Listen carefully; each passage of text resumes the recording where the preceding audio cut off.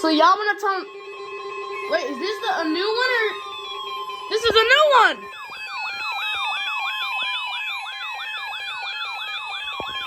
The National Weather Service in Melbourne has issued a severe thunderstorm warning for central Brevard County in east central Florida, southeastern Orange County in east central Florida, northeastern Osceola County in east central Florida until 4:15 p.m. Eastern Daylight Time.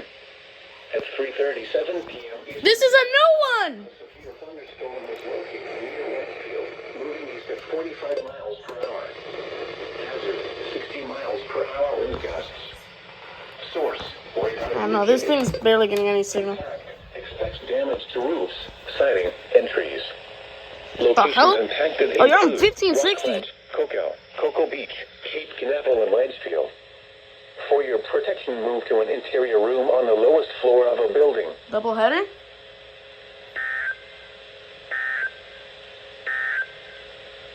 The Bro!